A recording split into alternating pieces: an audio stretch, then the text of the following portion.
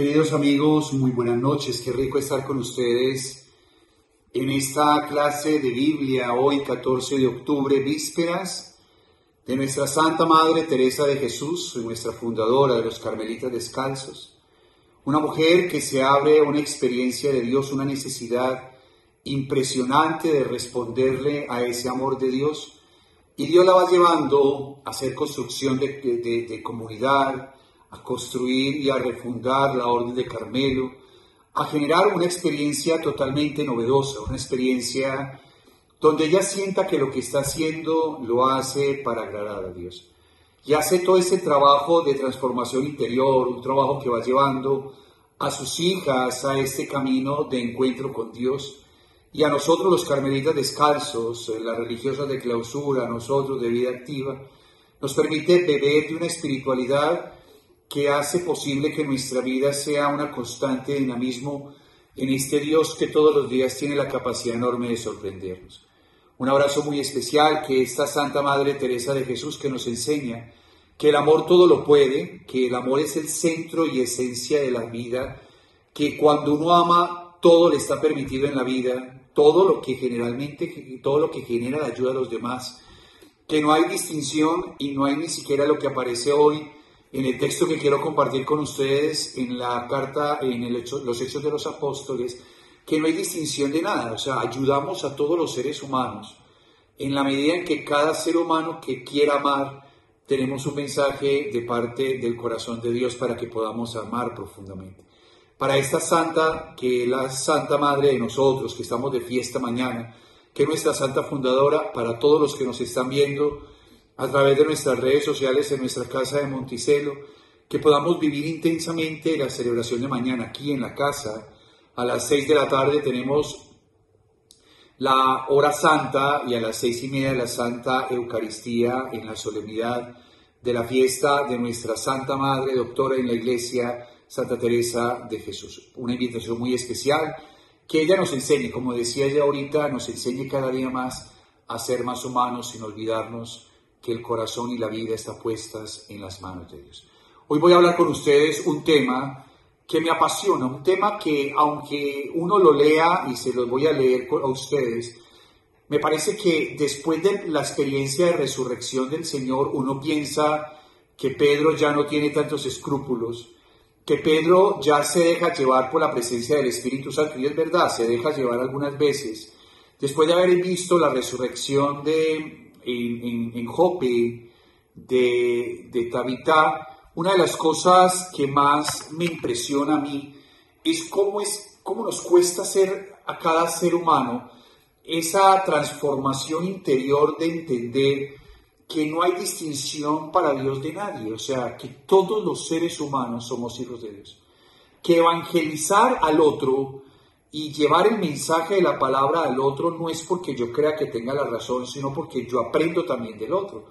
Una de las cosas que decía nuestra Santa Madre Laura Montoya, que es una santa colombiana, que ella cada vez que evangelizaba por las diferentes regiones de Antioquia y ella llevaba el mensaje del amor de Dios, ella salía más edificada de lo que uno puede imaginarse.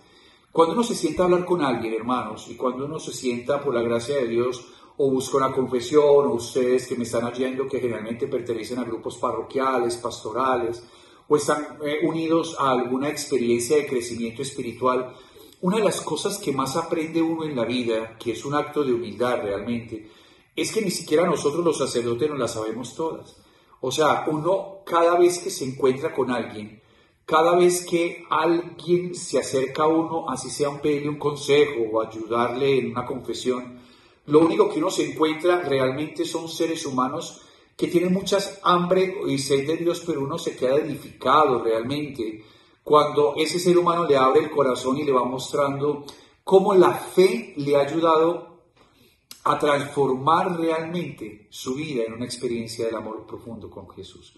Cómo la fe realmente, miren, a nosotros se nos olvida lo que dice la palabra de Dios. Si yo tuviera fe como un granito de mostaza, podría decirle fácilmente a un árbol que se traspase o se traslade de un lugar a otro. Si la fe en Jesús es en Jesús, si le creemos a Él y nuestra fe se apalanca todos los días más en Él, Grandes y maravillosas son las cosas que uno puede cantar. Por eso Santa Teresa, como Santa Teresita del Niño Jesús, sobre todo cuando inicia la historia de un alma, lo único que ella quiere cantar son las maravillas y las misericordias de Dios sobre ella. Cuando uno empieza a tener fe y cuando uno le cree a Dios, que es la parte más complicada porque no es un acto de acá, sino es un acto de acá, y uno empieza a creerle a Dios que Dios no juega con nosotros, que Dios tiene todo fríamente calculado para los seres humanos, uno se da cuenta, hermanos, que es ahí la fe, la que alumbra realmente el camino espiritual de todos los seres humanos. Hoy voy a compartir con ustedes un texto que me parece a mí que le edifica a Pedro, porque hay un centurión que tiene más fe que Pedro. Hay un centurión que tiene más fe en Pedro, más fe en el Señor que inclusive el mismo Pedro, que había resucitado a Tabitá en Jope y que había hecho milagros con Eneas en Lida. ¿Cómo este hombre tiene más fe inclusive que Pedro? Porque una cosa muy sencilla, hermanos, es que yo puedo predicar la palabra de Dios y hacer resonar a través de mí la palabra de Dios, pero realmente uno puede dudar muchas veces en su propia vida de la misericordia y la experiencia de Dios. Uno pensaría que no es cierto, que cuando uno ha visto tanta misericordia de Dios, uno realmente la fe la va apalancando cada día más, pero eso no es cierto. Uno se va dando cuenta en el día a día de la vida que es muy diferente lo que Dios hace a través de uno a los demás y lo que yo creo realmente en mí que es capaz de hacer en mí. Y una de las cosas que Pedro va a entender hoy en este capítulo que les voy a leer, en el capítulo 10 de los Hechos de los Apóstoles, es que una cosa es muy diferente cuando Dios a través de la persona de Jesús, en la persona de Pedro, hace milagros, o hace una conversión de 5,000 personas cuando deja que Dios lo actúe en él. Y otra cosa es muy distinta cuando este hombre escucha un mensaje de Dios y se encuentra con un hombre que le dice, que se llama Cornelio, que aparece en la Biblia, en los Hechos de los Apóstoles, y cuando uno va analizando poco a poco, esto se da uno cuenta que es Cornelio realmente el que evangeliza profundamente la fe de Pedro. Porque a veces uno se acostumbra a ser muy buen cuentero de Dios y facilidades tenemos para poder hablar de un Dios que no pasa por nuestro corazón, inclusive un Dios que cuenta una de las cosas que ha hecho en los demás, porque Él no se queda quieto, además Él está vivo. Y se acuerda que yo les he hablado mucho de un padre que se llama el padre Emiliano Tardif, cómo Emiliano Tardif va entendiendo que Él está vivo y que es muy diferente lo que Él hace en nombre de Dios y muy diferente lo que Dios hace a través de Él para la salvación y la conversión de las personas. Repito, es muy diferente lo que yo hago para Él, otra cosa muy diferente lo que yo dejo hacer a Dios en mí para las demás personas. Cornelio, un hombre orante, un hombre de fe, un hombre extranjero, que el término extranjero significaría que Pedro va entendiendo que el problema no es un lugar, no es un espacio físico, sino que el Dios revelado en la persona de Jesús se abre a toda la humanidad, les queda chiquito a los judíos, se va a otras partes, y cualquier ser humano que hable con Él y tenga una experiencia de interioridad con Dios es un ser humano que tiene mucho que decir para el crecimiento espiritual y el crecimiento de la humanidad. ¿Cuál es la mayor duda de fe que uno puede tener en este camino? ¿Qué es lo que realmente uno siente en el corazón, en la convivencia y en la realidad de la vida? Que los seres humanos sufrimos tanto, hermanos. Yo creo que lo que más sufrimos en la fe no es solamente no creerle a Dios, hermanos, sino que uno a veces piensa que Él no está vivo.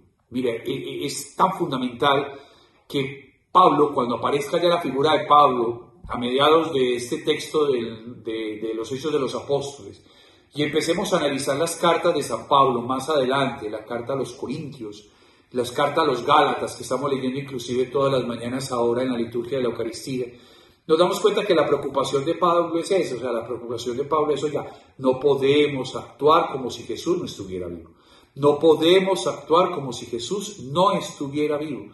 La fe es creer que Él sigue estando vivo. La resurrección de Jesús es la resurrección de entender que Él sigue estando vivo en la vida de cada uno de nosotros, pero no solamente vivo porque yo lo creo vivo. Él está vivo porque Él no se quedó en la tumba, porque no murió solamente en la cruz, sino que salió de la tumba y está vivo. Y le cuento un secreto, ya que yo sé que muchos de nosotros tuvimos la oportunidad de ver la beatificación del Beato Carlo el sábado, el apóstol de la Eucaristía y todo lo que tiene que ver con los milagros eucarísticos y todo lo que tiene que ver con la evangelización a través de las redes sociales. Y este hombre lo tiene muy claro, o sea, el muchacho de 15 años que el Papa Francisco beatifica el sábado pasado lo tiene muy claro, es que él está vivo y está vivo no solamente porque la creación me lo muestra, no solamente por muchas cosas, sino nosotros como católicos, él está vivo porque está presente, vivo y glorioso en la presencia real de la Eucaristía. Ahí está todo, hermanos. O sea, cuando yo voy a un sagrario, ahorita que tenemos la posibilidad de manejar cierto grado de aislamiento y ya puedo yo salir y ustedes también pueden salir, los que han venido aquí a la Eucaristía a Monticello sienten esa necesidad de comérselo, o sea, de sentirlo, porque está vivo. La hostia no es solamente una hostia, es la presencia real de Jesús. Por eso cuando uno, y el Beato Carlos lo dice muy fácilmente y lo predica a través de todo lo que significa los milagros eucarísticos, es la fe de muchos sacerdotes que les ha fallado en un momento difícil de la existencia, y Dios, no es que Dios quiera regañarlos haciendo milagros eucarísticos, porque eso no es cierto, es simplemente que el milagro eucarístico aparece para que tanto el sacerdote como la humanidad entera que piensa que Él no está vivo, uno pueda entender que la presencia real de Jesús, esa presencia que resucitó, que no se quedó en la tumba, que bajó de la cruz y que anima a los apóstoles en esa primera comunidad, se queda en el compartir del pan. Eso es inevitable, hermano. Mire, sí o sí, una de las cosas que nunca quiero que se le olvide a ninguno de los que están acá más. Si usted me está escuchando y dice, ay padre, yo tengo crisis de fe, yo creo que Jesús no está en el Santísimo, creo que el Señor no está en la hostia.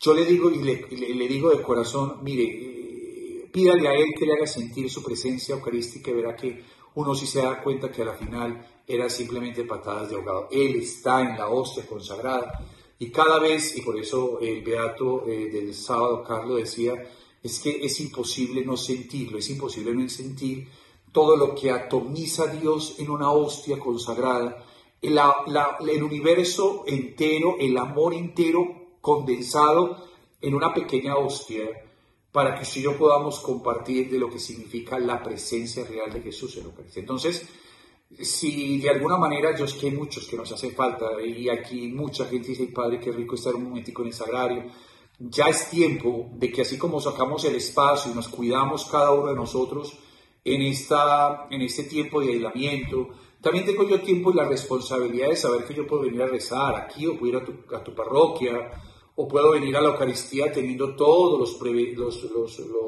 protocolos de bioseguridad que me parece que son sanos, y yo puedo cuidarme, pero no puedo dejar de estar con Él, porque siento que si uno necesita realmente creerle a Dios, eso no es solamente un dato de aquí, hermanos, eso es un dato del corazón. Ahorita que voy a hablarle de Cornelio, me encanta, porque Cornelio es un hombre de fe. Cornelio no es un hombre como Pedro, que levantó a Tabitá en Jope o a Eneas en Lida, sino que es un hombre que expresa su fe de una manera diferente, la que debe expresarse. Porque una vez se queda, mire, una de las preguntas que decía un padre que escuché esta semana sobre la beatificación de Carlos el sábado, era que cuando abrieron el cuerpo estaba incorrupto, entonces por el solo hecho de ser incorrupto ya se puede beatificar, y eso no es el problema no es eso. El problema no es que Él esté incorrupto o no esté incorrupto, el problema es que hay seres humanos que tenemos que creerle a Dios. Y el problema no es que yo tengo que creerle porque está incorrupto. No, eso es un dato más que es depende de la voluntad de Dios para la razón por la cual Él quiere hacer eso. Es otra cosa.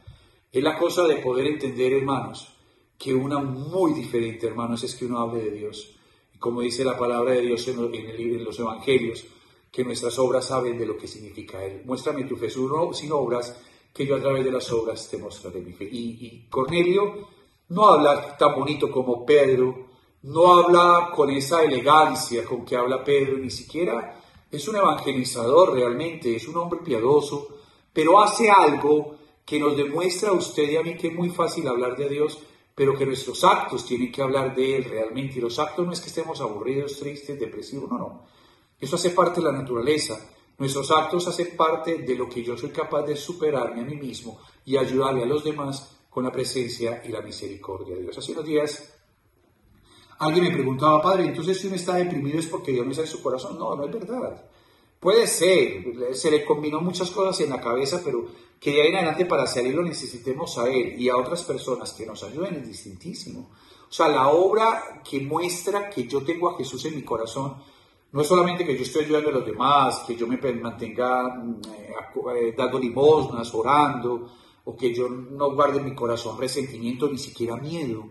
Porque no solamente son las dos caras de la moneda, porque a veces uno piensa que las personas sumisas y obedientes tienen a Dios en su corazón. No, yo también puedo decir no y también tengo a Dios en mi corazón. Es la capacidad que yo tenga de no lastimar a nadie y saber decir las cosas a los demás sin necesidad de tener que lastimar a alguien, sino simplemente aclarar las cosas. Y Pedro se siente evangelizado. Mire el pasaje en el capítulo 10 de los Hechos de los Apóstoles, me acompaña. Mire lo que dice. Había en Cesarea,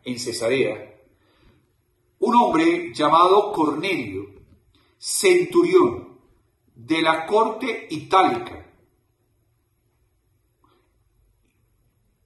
piadoso y temeroso de Dios, con toda su familia.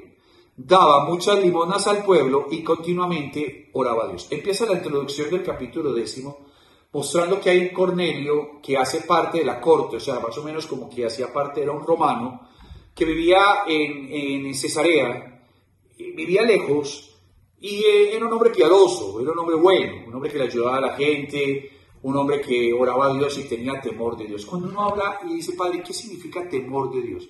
Temor de Dios es evitar que yo me equivoque para no lastimar a Dios. No, porque cuando yo me equivoque, el que me lastimo soy yo. El temor de Dios significa que es una necesidad de poner a Dios siempre por encima de todas las cosas. Uno va poniendo a Dios, como me decía un muchacho el domingo en misa, antes de la confesión, padre, uno aprende que después de varios guarapazos o tiestazos que se meten en la vida, el único que hay que poner a Dios por encima de todas las cosas es uno. Él quiere tener la capacidad y Él nos muestra a nosotros, póngame por encima, pero nunca lo va a hacer si nosotros, usted y yo, en esta vida no lo hacemos como un acto de libertad. Entonces, era un hombre piadoso, un hombre bueno, un hombre que oraba, un hombre que ayudaba a través de la oración, no al revés. No era un hombre que ayudaba para orar, sino que desde su propia oración el corazón se le ablandó y empezó a ayudar a las personas. Un hombre muy bueno, ayudaba a la gente. O sea, es un hombre atípico para lo que significaba tal vez en la época un romano y un centurión. Mire lo que sigue adelante, hermanos. Un día cualquiera, estaba orando, vio claramente en visión, hacia la hora nona del día, que el ángel de Dios entraba en su casa y le decía, Cornelio. Él lo miró fijamente y lleno de espanto dijo, ¿qué pasa, Señor? Le respondió, tus oraciones y tus limosnas han subido como memoria ante la presencia de Dios. Ahora envía hombres a Jope y haz venir a un tal Simón, a quien llaman Pedro. Este se hospeda en casa de un tal Simón, curtidor, que tiene la casa junto al mar. Apenas se fue el ángel que le hablaba, llamó a 2 criados y a un soldado piadoso de entre los asistentes, le contó todo y se los envió a Jope. Mire, ¿qué pasa? Se tuvo una visión. Padre, uno puede tener visiones, no depende de mí. Mire, la cosa es muy sencilla. El texto lo muestra y esto es un texto que si pudiéramos mirarlo desde la óptica de Santa Teresa tendría toda la validez.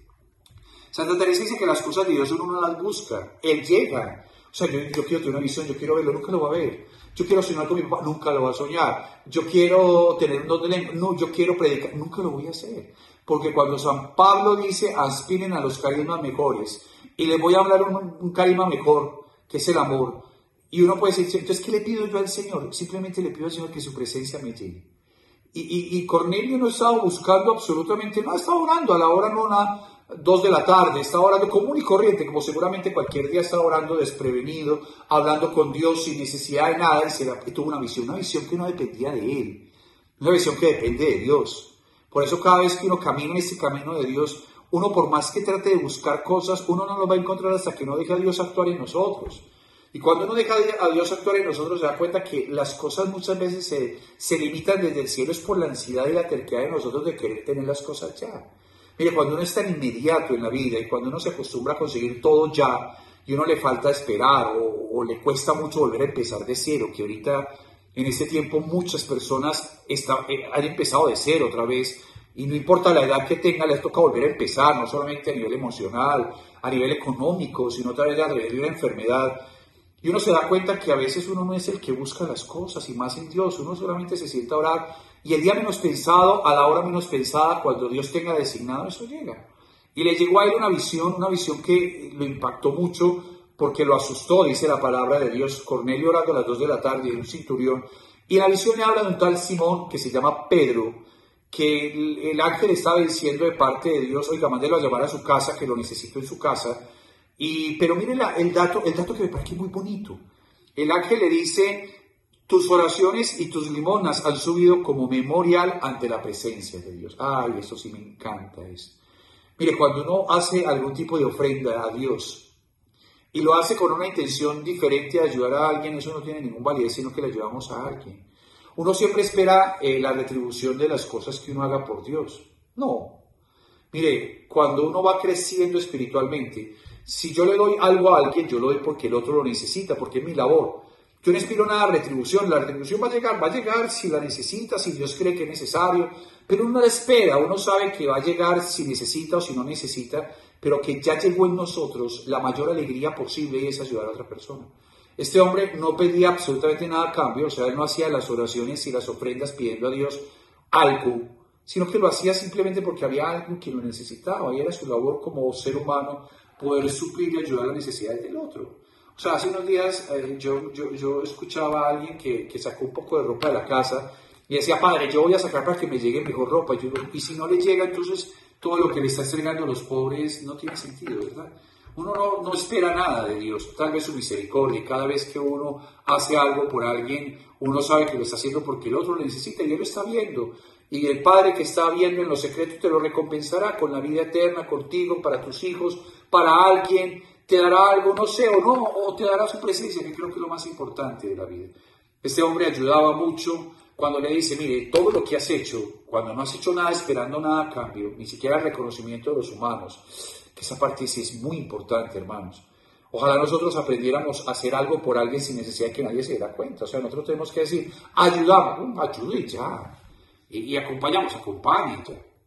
Pero de alguna manera lo que verdaderamente lo hace una persona, bajarle un poco el grado del egoísmo y meterse un poquitico más en el grado de la humildad, ese es algo desinteresado por los demás.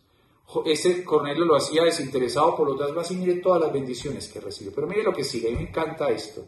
Manda a llamar a Simón. Al día siguiente, mientras ellos iban de camino y se acercaba a la ciudad, subió Pedro a la terraza sobre la hora sexta, por la tarde, para hacer oración. Mientras se lo preparaban, le sobrevino un éxtasis. Sintió hambre y quiso comer. Mientras le preparaban qué alimentarse, vino un éxtasis. Y vio los cielos abiertos y que bajaba hacia la tierra una cosa así como un gran lienzo atado por los 4 puntas. Dentro de él había toda suerte de cuadrúpedos, reptiles de la tierra y aves del cielo. Y una voz le dijo, levántate, Pedro, sacrifica y come. Pedro contestó, de ninguna manera, Señor, jamás he comido nada profano e impuro. La voz le dijo por segunda vez, lo que Dios ha purificado, no lo llamen ni profano. Esto se repitió por 3 veces e inmediatamente la cosa aquella fue elevada hacia el cielo. Mire, los escrúpulos, y si esto me pueda permitir, como Santa Teresita lo dice, a mí me encanta entender eso, porque Santa Teresita empezó a sufrir de escrúpulos espirituales. Es que ella pensaba que cualquier cosa que hacía, cualquier cosa que sentía, estaba ofendiendo a Dios. Y era tal que empezó a generar una crisis de escrúpulos en su vida, porque ella no podía dejar de hacer algo, porque lo primero que hacía era, eso será que le agrada a Dios, estoy equivocándome, todo lo que puede significar el pecado, para no equivocarse en la vida, hasta que, de tal manera que ella sentía en su corazón que ella no era ni siquiera digna de la misericordia de Dios. Hay un camino muy impresionante, y yo quiero que ese camino lo caminemos todos nosotros de la mano de Santa Teresita, y es que el camino espiritual suyo y mío no depende de lo que yo deje de comer, de lo que yo coma, de lo que yo deje de hacer o lo que yo haga bien o mal, sino que de alguna manera Santa Teresita nos explica que una de las cosas más bellas de Dios, de las cualidades de Dios, se llama la misericordia. Y la misericordia de Dios es que así yo me equivoque las veces que me equivoque, así piense las veces que piense, así piense que yo ya he superado las cosas y todavía no las he superado, así tenga los pensamientos que nadie sepa de que soy capaz de pensar y los actos que nadie es capaz de pensar que soy capaz de hacer. Cada vez que yo clamo por su misericordia, Él me perdona, pero no como un papá alcahuete, porque la misericordia tiene la capacidad enorme de hacerle sentir a uno no la culpa, sino las ganas de arrepentirse de corazón. Entonces aquí Pedro le dice a Dios, yo no voy a comer nada impuro, porque para la época de los judíos sí existían animales puros y animales impuros. Y Dios tenía que sacar a Pedro de la concepción judaica de la vida y meterlo a la concepción cristiana de la vida. ¿Cuál es la diferencia entre una y otra? Que allí había clasificaciones de qué era prohibido y no. ¿Y qué es el cristiano? Lo que yo tengo en mi corazón, como dice la palabra de Dios, lo que hay dentro de mí. ¿Me purifica, me limpia o no me limpia? Pedro se equivoca porque Pedro empieza a pensar que es una equivocación, es una visión, es un éxtasis para que entienda a Dios, y lo hacía entender a las malas, que lo iba a mandar a donde Cornelio, que era un hombre que no pertenecía a la religión judía, que era un hombre que apenas estaba orando, que no sabía a quién le estaba orando, pero que ayudaba a través de la oración. Para el judío, los judíos son muy recelosos de su judaísmo, o sea, para ellos es muy importante la religión y muy importante que las personas pertenezcan a la religión. Y Dios en la persona de Jesús se va por encima de los judíos, les queda chiquito y se va para la humanidad. Pero Pedro tenía que meterse en la dinámica de Jesús. Por eso una cosa es que haya resucitado al Jope, que hacía parte de los judíos. Otra cosa es que se vaya para Cesarea, a la casa de Cornelio, de un centurión, donde es un extranjero, donde hay ciertas diferencias enormes entre los judíos y los extranjeros, sobre todo por el tema de la invasión. Y el Señor que quiere darnos a entender a usted y a mí que no importa dónde estemos, con quién estemos, con la persona que estemos, lo único que nos hace daño no es lo que entra, sino lo que sale. Que lo importante no es lo que entra, sino lo que sale de mi corazón, dice la palabra de Dios. Nos quedamos con la parte de afuera, nos quedamos con la cosa al revés. Es decir, lo que entra es lo que me hace impuro, ¿no? Lo que entra no hace impuro a nadie, es lo que sale del corazón lo que le hace impuro. Mírenlo cómo sigue esta historia, que es una historia fantástica. Dice, estaba Pedro perplejo pensando qué podía significar la visión que había visto cuando los hombres enviados por Cornelio, después de preguntar por la casa de un tal Simón, se presentaron en la puerta, llamaron y preguntaron si se hospeda allí Simón, llamado el Pedro. Estando Pedro pensando en la visión, le dijo el Espíritu, ahí tienes unos hombres que te buscan. Baja pues al momento y vete con ellos sin vacilar, pues yo los he enviado. Pedro bajó donde ellos y les dijo, yo soy el que buscáis. ¿Por qué motivo han venido? Ellos respondieron, el centurión Cornelio, hombre justo y temeroso de Dios, reconocido como tal por el testimonio de toda la nación judía, ha recibido de un ángel santo el aviso de hacerte venir a su casa y de escuchar lo que tú digas. Entonces los invitó a entrar y les dio hospedaje. Vamos a terminar. Dejemos ahí para que dentro de 8 días nos cuente la final de la historia. Ay, padre, no, sí. Porque quiero concluir esta primera partecita porque este Pedro no le obedece a la visión que le viene del cielo con los cuadrípodos y nos saben, es un mensaje que le dice come, mata y come, que nada es impuro. Y cuando está reflexionando sobre esa visión le llega otra y le llega, oiga, hay unas personas que lo están buscando, vaya con ellos. A mí me da una risa porque es que una de las cosas que más nos cuesta es obedecer. Lo que más nos cuesta es obedecerle a Dios. ¿Cómo sé que tengo que obedecerle a Dios? Porque todo lo que viene de Dios me da paz, así no entienda qué va a pasar. Todo lo que venga de Dios me da paz, así no sepa para dónde voy. Mire, cuando yo tengo paz en mi corazón y lo que viene de Dios me hace sentir que voy creciendo en el amor, tengo que hacerle caso sí o sí en todos los aspectos. Pedro fácilmente hubiera podido decir a esta visión, no, espérate que estoy pensando todavía en los cuadrúpedos. Pero el Señor le vuelve y le dice otra visión y le dice, baja. A mí me encanta porque yo puedo decir sí o puedo decir no, porque una cosa es que me haya un mandato, otra cosa es que yo obedezca ese mandato. En el caso de Pedro obedece, dice, yo voy a bajar, le cuenta la historia, los hospeda, porque de alguna manera, hermanos, cuando Dios manda, hasta el diablo obedece. Cuando Dios te manda a hacer algo y me manda a hacer algo a mí, así no lo entienda, yo le digo sí, y Él mismo le ayuda a uno a hacerlo, que eso es la parte más bella del asunto. Pedro se queda pensando en esto, pero Pedro ya va entendiendo por qué la visión. ¿Qué es la visión? Pedro no comió porque pensaba que eran animales impuros. Pedro pensó que tenía que predicarle solamente a los judíos. Pedro pensó que él seguía siendo un judío que se había convertido al cristianismo, pero seguía siendo un judío. Y cuando Cristo murió en la cruz y resucitó, fue para hacer otra cosa totalmente distinta.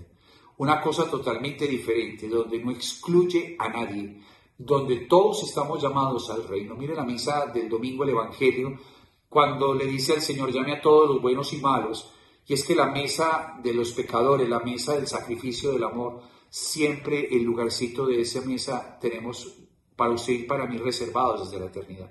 Nunca nos excluye de su presencia, hermanos, sea quien sea usted, sea quien sea yo, sea lo que usted crea, sea lo que yo creo. Pero hay una cosa que sí nos identifica a los dos. Cualquier cosa que usted y yo hagamos, si nos la manda Dios, digámosle, sí, Señor, no sé qué va a pasar, no sé cómo va a suceder las cosas, pero aprender a obedecer es aprender a ser santo. La Santa Madre Teresa, mañana en la fiesta, le da tanta importancia a la obediencia, más que cualquier cosa. Santa Teresa le dice, yo puedo hacer cualquier cosa, puedo tener devociones, pero si yo no obedezco, jamás voy a entender que en la obediencia encuentro la voluntad de Dios. Familia, una buena noche para todos. Dentro de 8 días nos seguimos hablando. Dios los bendiga para que tengamos esa historia como Pedro va a donde Cornelio y lo que pasa allá, hermanos. Lo que pasa allá es lo que yo quiero que pase todos los días en nuestra vida. Una gran fiesta del encuentro con el amor de Dios. Gracias. Feliz noche.